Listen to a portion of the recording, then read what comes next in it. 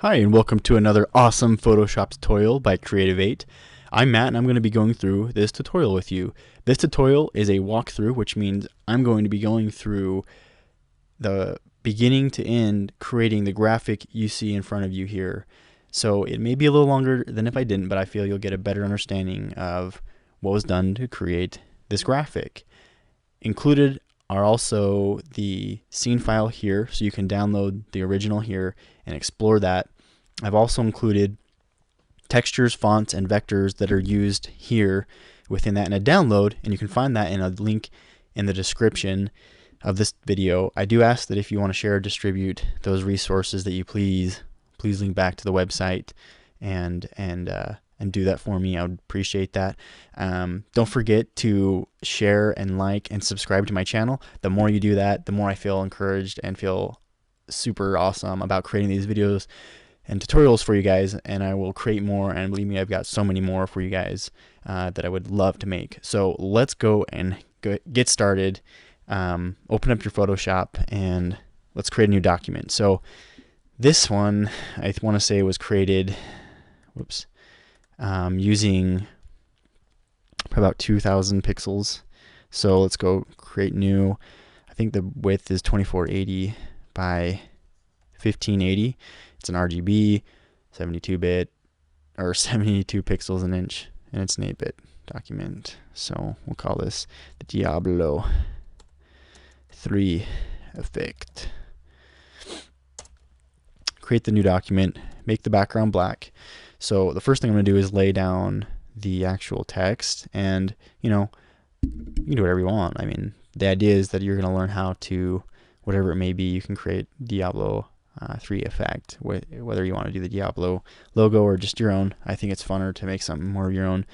So I'm going to do that, and so I'm going to type in creative, and let me make sure that's viewable, and then just scale this up. The font that I'm using is called Blade. For some reason it doesn't like me to enter it in, but it's called Blade 2. And I'll just scale this up. About there. Hit yes. And I'm going to create the 8, which I think the 8 is actually made in a different font. Yeah, Boombox. So I'm going to use Boombox. Oh, you're not working for me, are you? Okay, so Boombox, bam, like that. Let's change it to Boombox. That's way too big, isn't it? I want to say it was probably like 70. Yeah. Well, definitely not 70. Oh, apparently it is, so that's so weird. But whatever. Okay. No, I don't want you doing that. I want you to constrain. No rotation. Okay. So I'll get these roughly placed about where I want them. It's pretty standard. I've noticed within, or just the Diablo logo, the beginning and ending characters are always a little oversized. So I think if you just do uppercase E, that font will kind of do that effect for you.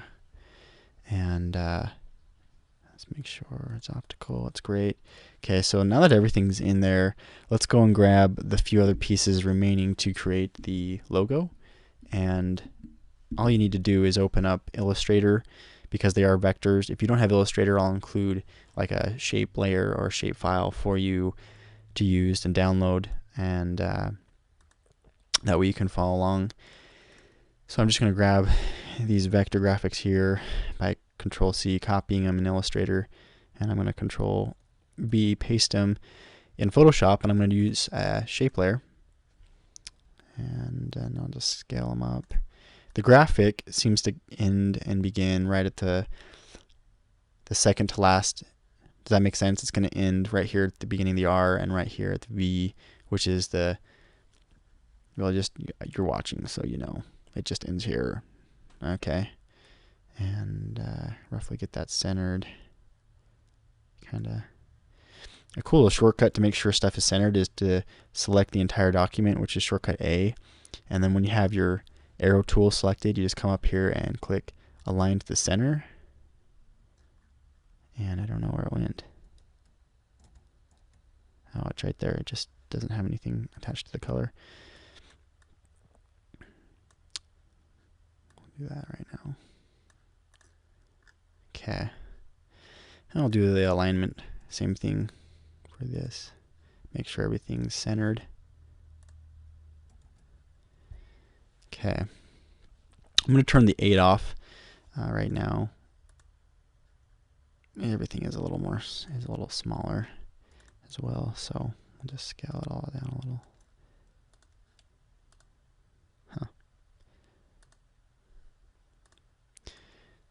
I did make this a little smaller.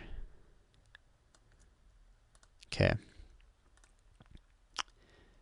Okay, now that that's there, we need to get the kind of stone effect onto the text, and I'm just going to start out and kind of move into this. So what I did is grab this texture here, which is kind of a roughed up stone slab, granite, I don't know what it is, but bring that in, and we're going to make a clipping mask to that layer. Now I'm going to do something different to it though. It's not just going to be applied to it, so you'll see what that is. No. Okay. So let's apply it, get it about centered or so, and then boom. So I'll tell you, there's a texture. What I'm going to do is desaturate this, and then having everything off, because this is actually below everything.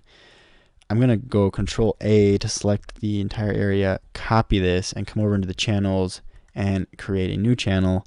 Paste. I got to make sure you have the right layer selected. My bad. And copy that again. Come into the channels in the alpha channel. Paste that into it. And I'll show you what we're going to use that for. That's not what I wanted for some reason.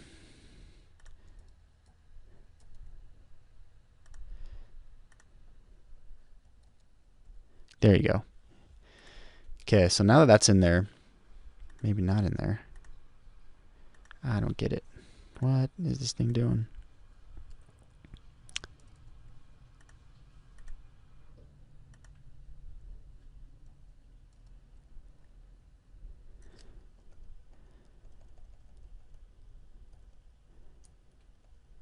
Okay.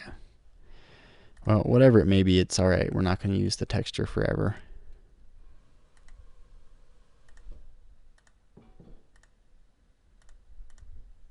Because what I'm going to do is create a new layer and come down here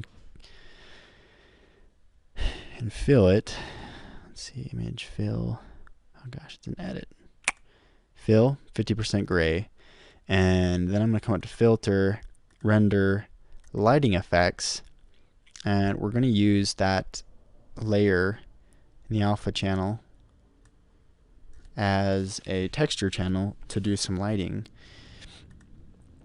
So we click alpha. I don't think I edited it, so let's see what this will get, if it'll get us the desired effect. And you can see that's way too much. There's really not a huge definition between the lines, so it's way too much. So we're going to come up and do that again, and we're going to tone it down probably like half. I'm going to make it turn it to matte, metallic. Where is the ambience? Ambience is fine, I guess. Just a little. And focus, wide, narrow, kind of like that. Click OK. Let's see if it'll. That's better. Yeah, I think that'll work. If you just do it too much, it's just, I mean, you get a texture, but it just doesn't look like the actual file. So we're going to clip that to the layer. And then we're going to come here into the layer and do some layer styles. So we're going to do a bevel emboss. And I believe I set this to linear dodge on the color, multiply linear burn as well, and I toned this down. The angle was coming from almost right above, and its size, I guess, is going to vary and bring the depth up so we get a nice little edge there. So we go from that to this. I'm going to bring it down just a slight bit. Click OK, and let's also do, I think, I want to make sure, there's so many ways to do it in Photoshop. I just want to make sure I'm doing it the right way that I did it. So let's make sure I did, yeah, gradient overlay. So yeah, okay, that's what I thought. Just want to double check. So we need to make sure the layer's textured, or not textured, has a color, and we want a kind of dark, rich brown. You know, you're gonna have to play with this, I think, maybe just a little bit. And I think this is on a blending mode. Yeah, it's set to overlay. So change your layer to overlay after you've selected the color. And this is what you're gonna do is click on your color of that font, and with the texture in an overlay mode, we're gonna come in here and mess around with the color until we get that color we want, which is more of a light tan. So it's going to probably be somewhere in here, I think. I'm thinking at least right now.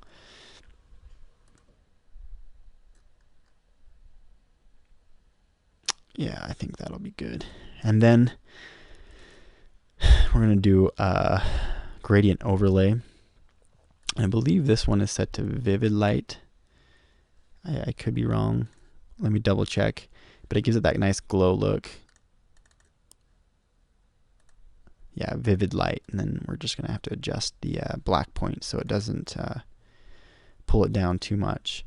So vivid light, we're gonna come in here and adjust the gradient and make it probably close to a 50% grade, just slightly under, so that it'll darken it but not too much. You can see it kind of clips right here, the white, for some reason. I don't know why changing that does that, but or maybe it didn't do that, but it's a little too blown out. So let's click OK, and we're going to bring the opacity down to, I think I had it at like 60 or 62, somewhere in there.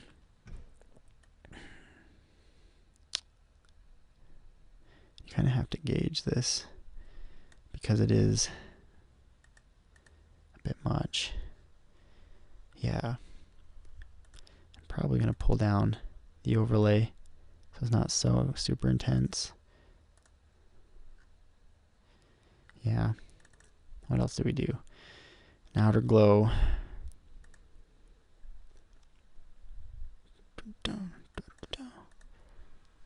Maybe we did too much. Yeah, a little too much on the bevel emboss, but that's okay. We're not gonna die here. So, okay.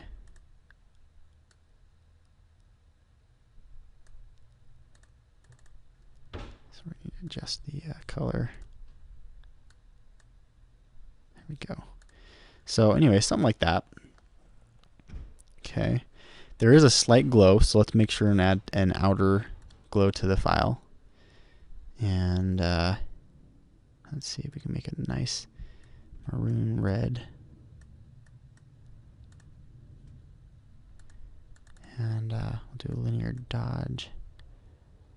Make its size not too big, just barely coming out.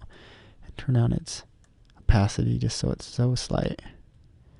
Just like that. Click OK. So now we've got this kind of setup going on here. I do kind of like this one a little more. I need to figure out exactly what was going on that made this so perfect. So I'm going to grab the actual color swatch here, which is A06E3D. And we're going to come and apply that to this layer here. There we go. That changed it quite a bit, so it's just a little more orange. Okay, so now that that's done, let's plop in the 8. We're going to copy the layer style, and a really quick way to do that is just hold down your Alt key, click on the effects icon in that layer, and drag it down to the 8, and it'll duplicate it there. We just need to duplicate the texture file, which we're going to hold Alt and drag down, and then just clip it right on top, change the blending mode to overlay. Let's make sure we have the right color for this. Should we just grab our text tool and plug in that value of A06E3D, click OK, and there we have it. It's practically done almost. Yeah. Okay. So now that we've got that, let's go ahead and start creating the glowing effect. I'm going to save this out really quick and give it a few seconds to do that. I always date my files. Okay. Okay, now that we have got that, let's go ahead and create. Well, let's first edit this here, which we're going to do by just doing a quick bevel and emboss. And turn its size down to maybe 3. And its mode to linear dodge. I don't really want much to do with that, and we can just come in and see how that's working, which is just like that, maybe a little more on the size. Yeah, like right there. And then I'm going to bring in the vectors here that are going to go underneath and on top of the logo. So I'm just press Control V, do a shape layer, and Control A, center it, and then we're going to color it pretty much the same color as this. So we're just going to grab the swatch just like that, and then just position it in here like this. You see when yeah, it just goes between the characters, so it's practically the right size. I'm going to copy the layer effect from the other vector we just modified. Now, one last thing to do to this vector shape is we need to make this part red and this part brown. The easiest way to do that is to do a gradient overlay, which I have for hung graphic selected. Color overlay, gradient color overlay, and we'll just do this and we'll reverse it and make sure it's more like, maybe more like this.